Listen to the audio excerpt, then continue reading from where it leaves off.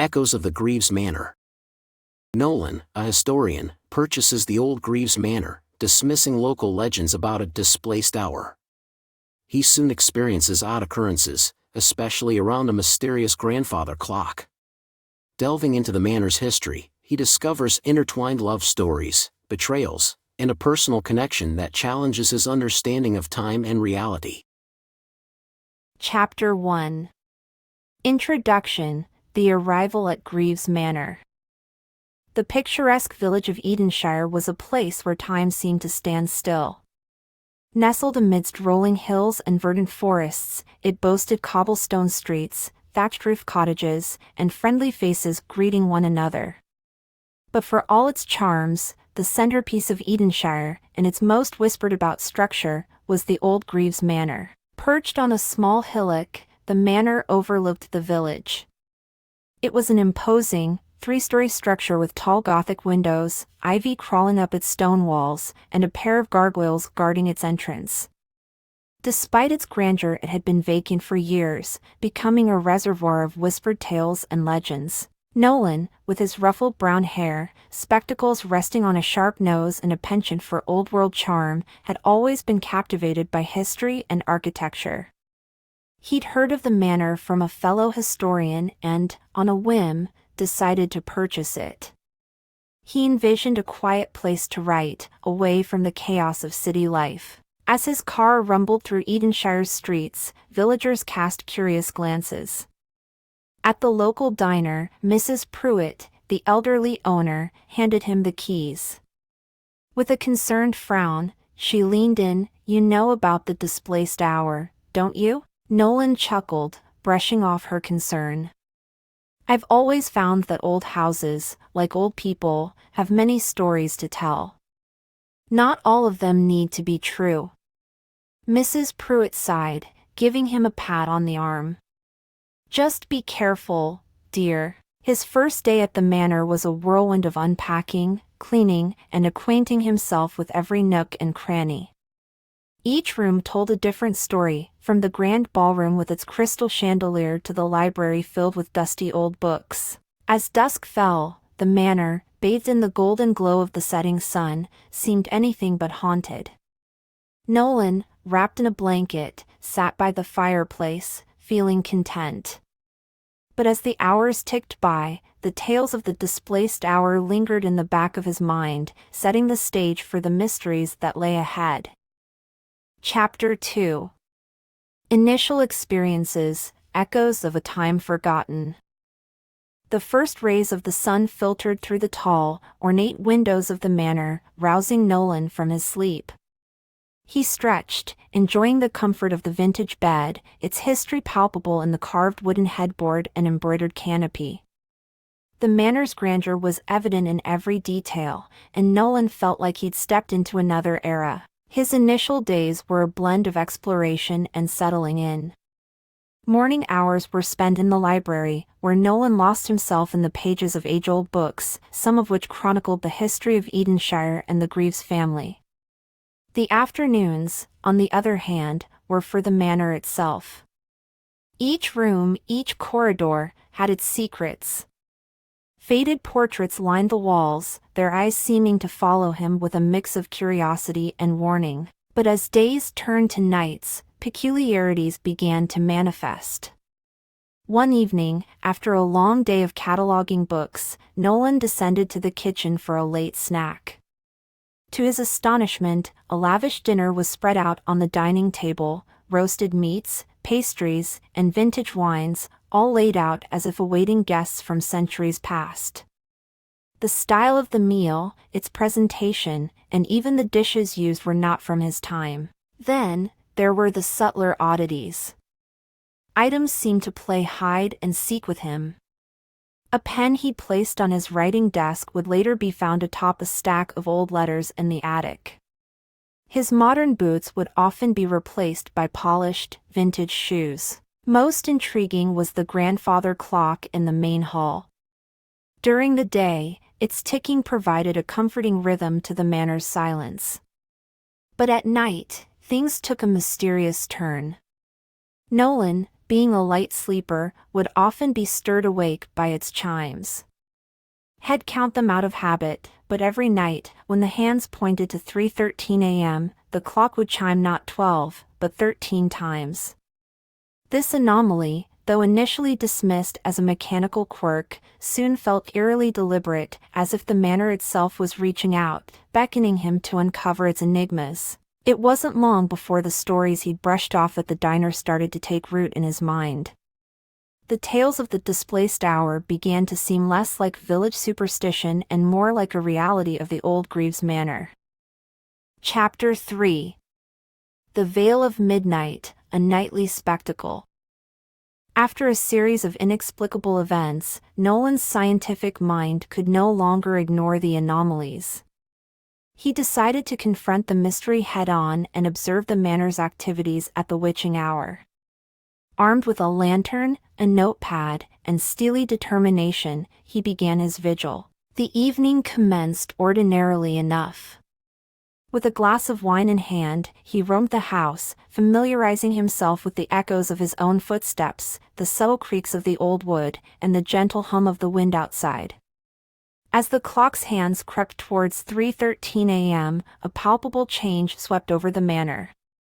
The air grew colder, dense, as if charged with anticipation. The first chime was loud and clear, reverberating through the silence. But as the chimes progressed, an ethereal dance began. With each successive toll, ghostly apparitions began to materialize.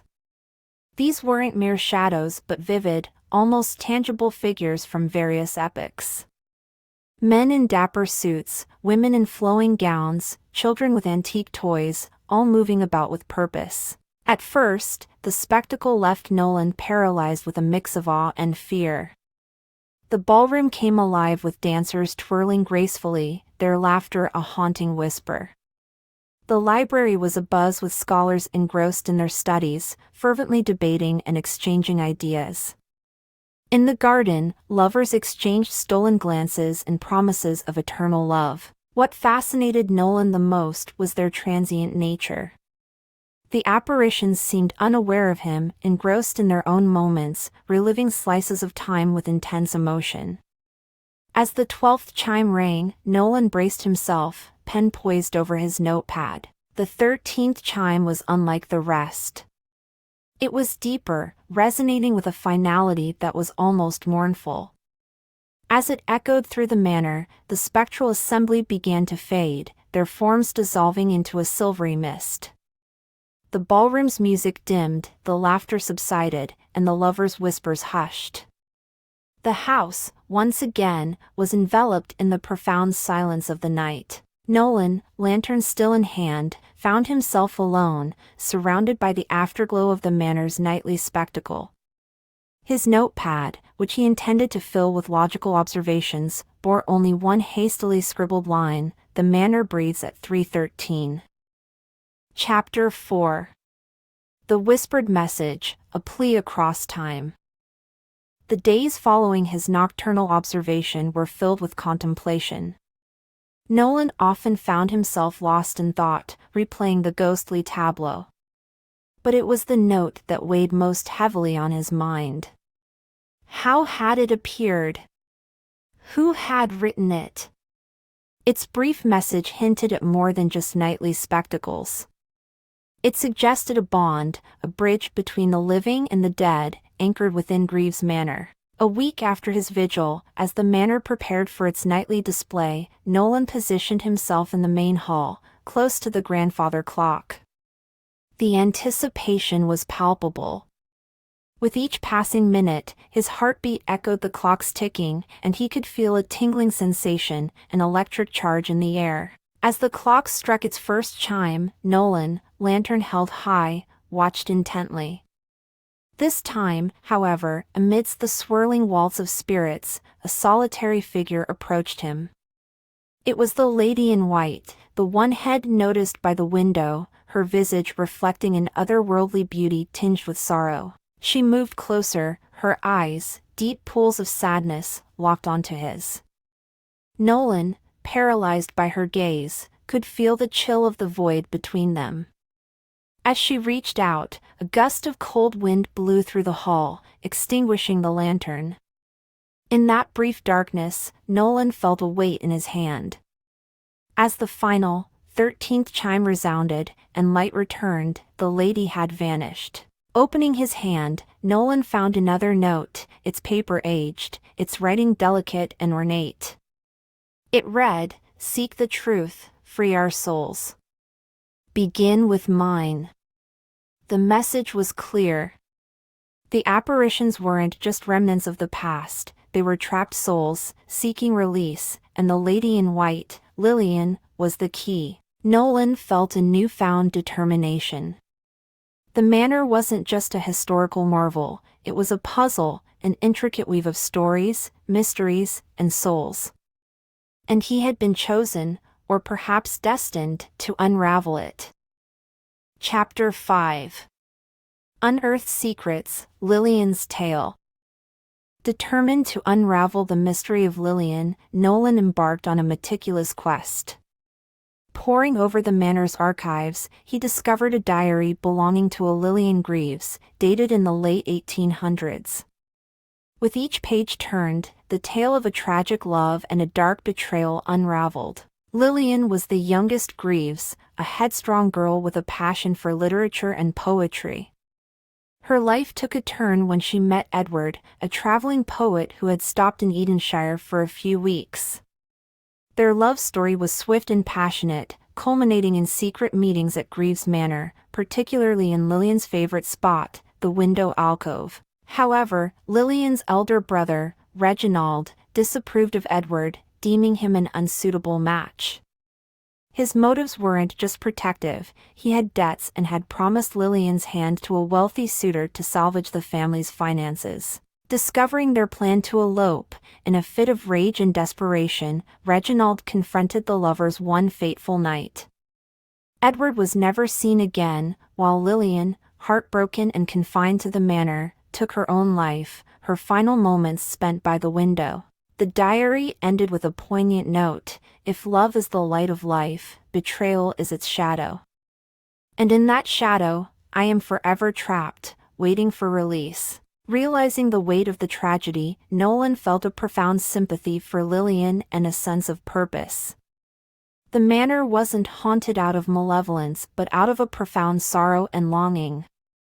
To free the trapped souls, especially Lillian's, he would have to find a way to reconcile the past and present, to right the wrongs committed under its roof. Guided by Lillian's diary and a series of clues she left behind, Nolan began piecing together the sequence of events, searching for a way to bring closure to her restless spirit.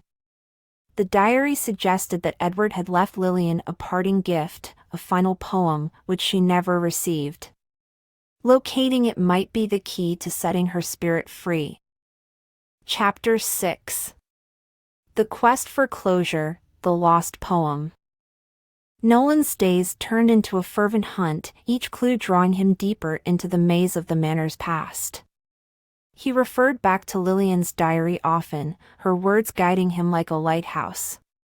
From her entries, he deduced that Edward's parting poem was hidden somewhere in the house, likely concealed by Reginald to prevent Lillian from ever finding it. The diary hinted at their secret spots, places they cherished. The window alcove was mentioned repeatedly, and so, with a gentle determination, Nolan began there. Hours turned into days, as he delicately pried floorboards, checked behind walls, and explored hidden compartments. One evening, as Nolan was inspecting the window alcove, he noticed a tiny irregularity in the wooden molding. Upon closer examination, he found a small concealed cavity. Inside, protected from time, was a folded piece of paper. Nolan's heart raced as he carefully unfolded it to reveal Edward's handwriting. The ink faded but the words still discernible. "In the realm of shadows, where love knows no decay. Wait for me, my Lillian, until the break of day. Though the world may part us, with its cruel, twisted game, in our hearts, we're united, forevermore the same." Reading the poem aloud, Nolan felt a surge of emotion. The air grew warmer, lighter. He imagined Lillian finally hearing Edward's last words, the chains of anguish and despair breaking away. That night, at 3:13 a.m., as the manor once again began its ethereal dance, Nolan witnessed a change. The usual scenes of festivity and joy were replaced by a sense of calm serenity. Lillian, in her white gown, stood by the window, the very poem in her hand. She smiled, a smile of gratitude and peace, before fading into the silver mist, leaving behind an empty, silent manor. When dawn broke, Nolan realized the haunting was over. The manor, though still resonating with its history, felt alive in a new way. Lillian's spirit, along with others, had found their peace. He decided to transform the manor into a museum, not just to celebrate its architectural beauty but to share its rich tapestry of stories, especially Lillian's. The manor, once a symbol of mystery and sorrow, now stood as a testament to love, loss, and the eternal hope for redemption. Chapter 7. New Beginnings, the Manor's Revival. Greaves Manor began its next chapter under Nolan's direction, evolving from a somber residence of whispers and specters to a vibrant nexus of history and culture. The stories contained within its walls, particularly Lillian's tragic tale, had transformed Nolan.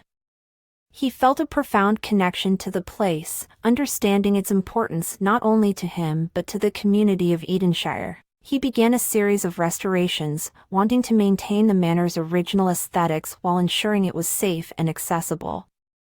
Local artisans and craftsmen were hired, ensuring the project also contributed to the local economy. As rooms were restored, each became a living exhibit, telling a story from a particular era of the manor's history. The library, Nolan's favorite, was the crown jewel. Apart from the rare books and manuscripts, he established a section dedicated to Lillian and Edward.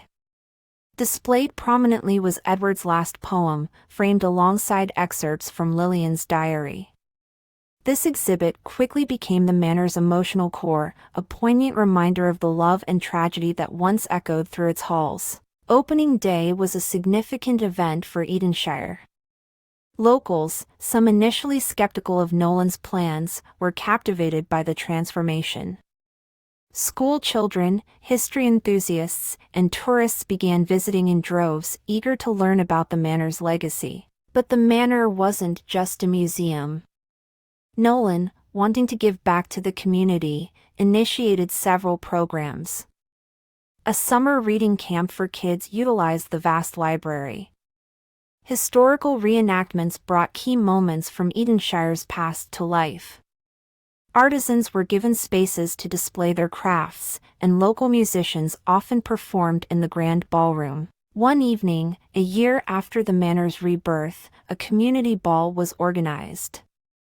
As music filled the air and couples danced, Nolan stood by the window alcove, Lillian's favorite spot. Reflecting on his journey, he felt a profound sense of accomplishment and peace. He had not only unraveled the manor's mysteries but had given it a new lease of life. Late in the night, as the festivities wound down and the grandfather clock approached 3:13 a.m., Nolan couldn't help but remember the spectral events of the past. However, there were no apparitions or ethereal dances. Instead, a gentle breeze rustled the curtains, and for a fleeting moment, he thought he heard a soft whisper, a thank you from the past. Chapter 8. Legacy and Beyond, the Scholar's Pursuit. While the manor thrived, drawing visitors and becoming an integral part of Edenshire's identity, Nolan's thirst for knowledge grew. The experience with Lillian's tale had ignited a flame within him, a desire to unearth, preserve, and share histories lost to time. The manor had taught him that every brick, every creaking floorboard, and every faded letter held a story. With the manor now stable, Nolan took occasional sabbaticals, traveling to historic sites, libraries, and archives around the world. Each journey aimed at understanding the delicate interplay of love, betrayal, ambition, and destiny that shaped histories. In Paris, he unearthed letters of a forgotten artist whose love for his muse became the heart of his masterpieces. In Egypt, he delved into the annals of ancient pharaohs, understanding the intricacies of their rule and their afterlife beliefs. In Kyoto, he uncovered journals of samurai, revealing not just tales of valor, but introspective musings on life and honor. Each discovery was meticulously documented and shared. Nolan began penning books, merging facts with narrative storytelling, making history accessible and engaging to readers of all ages. His works were not just historical recounts but woven tales of humanity, reflecting universal emotions that resonated across ages. Back at Greaves Manor, Nolan established a research wing. Scholars, historians, and enthusiasts from around the world were invited to delve into the vast archives, conduct research, and contribute to the growing repository of knowledge. But it wasn't all about the past. Recognizing the importance of creating histories for future generations, Nolan initiated a program where locals could document their stories, experiences, and insights. This contemporary collection would serve as a window into the present for generations to come. As years passed, Nolan's hair grayed, but his spirit remained indomitable. He had transformed from a mere historian to a storyteller, guardian of memories, and a bridge between the past and future. Greaves Manor stood testament to his vision, a living embodiment of history's continuum. And so, on a quiet evening, as the sun set over Edenshire, casting the manor in a golden hue, an elderly Nolan sat in the library. Surrounded by manuscripts, letters, and diaries, he began penning his own memoirs. The first line read, "At the crossroads of destiny, amid the echoes of time, I found my purpose at Greaves Manor." Chapter 9. The Circle of Time, Echoes of the Future. As Nolan aged, he often ruminated on the concept of time, its impermanence, and the cyclical nature of events. The manor had become a temporal microcosm for him, holding layers upon layers of the past, and with his contemporary collection initiative, now a seedbed for the future. However, the manor held one final mystery. During one of his quiet evenings in the library, a peculiar manuscript caught his eye. It was unlike any in the manor's collection, made of an unfamiliar material and written in a script Nolan couldn't immediately decipher. As he pondered its origins, the grandfather clock struck 3:13 a.m. As if on cue, a soft glow emanated from the manuscript. Hesitant yet curious, Nolan began to read. The script became intelligible, revealing itself as a series of letters, tales, and prophecies from the distant future, a time far beyond Nolan's own era. They spoke of a world transformed by technology, where humanity grappled with its essence amidst rapid advancements. There were accounts of space voyages, sentient machines, and a society striving to balance nature with progress. But what captivated Nolan the most was a recurring theme: the significance of preserving one's roots, the undying need for tales of love, valor, betrayal, and hope, the very tales Greaves Manor safeguarded. As dawn broke and the manuscript's glow faded, Nolan felt an overwhelming responsibility. The manor was not just a keeper of the past, it was a beacon for the future. The stories it held, both ancient and contemporary, would be essential in guiding and grounding future generations. With renewed vigor, Nolan spearheaded the establishment of the Greaves Foundation.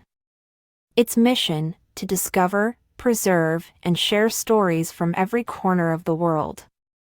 Scholarships were provided to aspiring historians, state-of-the-art preservation techniques were adopted, and partnerships with global institutions were forged. In addition, he created a special wing in the manor, dedicated to the mysterious manuscript. Using advanced holography, visitors could experience the visions of the future, understanding the interwoven tapestry of past, present, and what lay ahead. As years passed and Nolan's time drew near, he took solace in knowing that Greaves Manor would continue its mission. He had laid the groundwork for it to be an eternal sentinel of humanity's journey. On his final night, as stars twinkled above Edenshire, Nolan sat by Lillian's window alcove. The grandfather clock struck 3:13 a.m. one last time for him. The manor remained silent, but a gentle breeze carried the soft hum of centuries of stories, gratitude from souls past, and whispers from the future. Nolan smiled, closing his eyes, content in the knowledge that in the circle of time every end was but a new beginning. Chapter 10. The Guardian's Successor, Alara's Vision.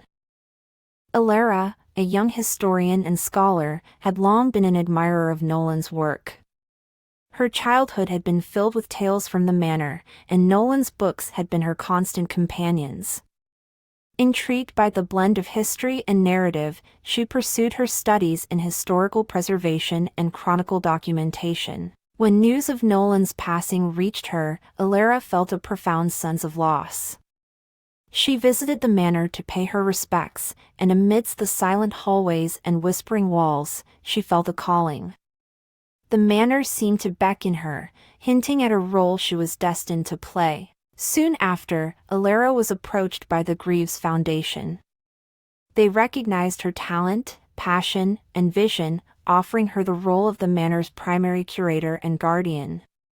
While initially overwhelmed, Alara took up the mantle, becoming the new steward of its rich tapestry of tales. Alara brought a fresh perspective. She was particularly intrigued by the mysterious manuscript Nolan had discovered, the one that detailed visions of the future. Under her guidance, the manor began hosting interactive exhibitions where holographic recreations from the manuscript allowed visitors to experience future scenarios. But Alara's most significant contribution was the Chronicles initiative. Recognizing the importance of personal stories in shaping history, she began a global project where individuals could record their life stories, their dreams, challenges, and hopes. This digital repository, accessible from anywhere in the world, would serve as a living testament to the human spirit. The manor's grounds too saw a transformation. Alara established a serene memory garden where individuals could plant trees in honor of their loved ones, ensuring that their memories would grow and thrive with time. As years passed, Greaves Manor, under Alara's vision, became more than a historic site. It was a living, breathing entity, reflecting humanity's evolution, its dreams, and aspirations. The manor's walls echoed with tales from the past, murmurs of the present, and whispers of the future. One fateful evening, as Alara was reading Lillian's diary in the library, she stumbled upon a passage she'd never noticed before. Lillian wrote of a vision she had, of a young woman with fiery determination and a heart full of dreams, who would one day continue the legacy of the manor. Tears welled up in Alara's eyes as she realized Lillian had foreseen her role, binding their fates across the corridors of time. With the weight of history and the promise of the future on her shoulders, Alara continued her journey, ensuring that Greaves Manor remained a beacon for all, guiding humanity through its tales and testimonies. Chapter 11. Echoes of the Multiverse, the Enigmatic Mirror. The manor, with its endless chambers and hidden passages, still held secrets. One day, while overseeing restoration work in a long-sealed wing, Alara stumbled upon a room that wasn't documented in any blueprint. The room was dominated by a large ornate mirror with an ever-shifting, luminescent frame. Curiously, the mirror didn't reflect the room. Instead, it showcased a bustling city with architectures foreign to Alara's time, people in clothes that were an eclectic mix of vintage and futuristic, and vehicles that hovered above the ground. Entranced, Alara reached out, and as her fingers brushed the mirror's surface, she was pulled in. She found herself in the same city the mirror had displayed. Bewildered but driven by her innate curiosity, Alara began exploring. She soon realized she wasn't just in a different time but an alternate universe. Here, Greaves Manor was a renowned interdimensional research institute, unraveling the mysteries of the multiverse. Alara met her alternate self, a leading scientist in interdimensional studies. Over shared tales and mutual astonishment, scientist Alara explained that the mirror was a rare artifact allowing passage between select universes. After a whirlwind tour, historian Alara returned to her world, the mirror reverting to a regular reflective surface. But she wasn't the same. She had seen the limitless possibilities of existence and the intertwining fates across dimensions. Back at Greaves Manor, Alara established the multiverse study wing. The enigmatic mirror became its centerpiece, though its transportative powers remained dormant.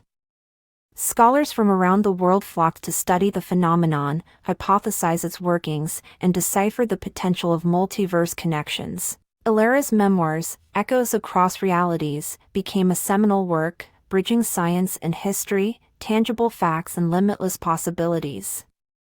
The manor, with its history of hauntings, lost lovers, future prophecies, and now a doorway to alternate realities, became a symbol of the boundless mysteries of existence. The manor's legend grew, a place where the past met the future, the known embraced the unknown, and realities converged.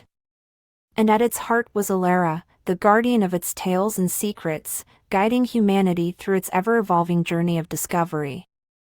12. The Timeless Ballad, Serenades from Shadows. As years unfurled, Greaves Manor became a living testament to the convergence of realities, attracting not just scholars, but artists, dreamers, and creators. Their collective energies seemed to awaken yet another dormant secret within the manor: music. One evening, as dusk painted the sky in hues of orange and pink, the silent halls of the manor echoed with the hauntingly beautiful strains of a piano. Drawn to the melody, Alara found herself in Lillian's chamber, where the old grand piano that had remained untouched for decades was playing on its own. She recognized the tune. It was Lillian's favorite ballad, a piece she often played for her beloved. But there was more. Faint voices joined in, singing tales of love, loss, hope, and dreams. They weren't just from the past. Some were contemporary, and some even seemed to hint at futures yet unknown. As the days passed, the musical phenomena became more frequent. Instruments from various ages and realms stored in the manor began to play, each sharing their tales in harmonious synchrony. The manor had become a vessel, channeling emotions and stories through music. Alara sensed an opportunity. She initiated the Sonic Histories Project. Musicians and historians collaborated to interpret, document, and expand on these musical tales. They were woven into performances that showcased the manor's rich tapestry of histories and realms. World-renowned artists visited, drawing inspiration and even composing pieces that seamlessly blended with the manor's ethereal serenades. Soon, an amphitheater was built on the grounds, and the Timeless Ballad Festival became an annual event, drawing audiences from around the world and various realities. But amid the grandeur, one performance remained the most anticipated. Every year, on the anniversary of Lillian's last letter, the grand piano in her chamber would play her favorite ballad, with shadowy figures seen waltzing in the room. It was a poignant reminder of the love story that had, in many ways, started it all. Alara, now not just a guardian of tales but also of melodies, realized that stories weren't just told, they were felt. Through the cadences of the manor's music, hearts connected across times and dimensions, and emotions flowed unbridled. And so, Greaves Manor sang. It sang of times gone by, of moments yet to come, of dreams dreamt in myriad realms. In its melodies, the universe found its voice, and in its echoes, souls found their shared rhythm. Hey viewers, if you enjoyed the story and want to hear more from us, please hit that like button and share it with your friends. Don't forget to subscribe to our channel. It's completely free and ensures you'll be the first to know when we release a new tale. Your support keeps our storytelling alive.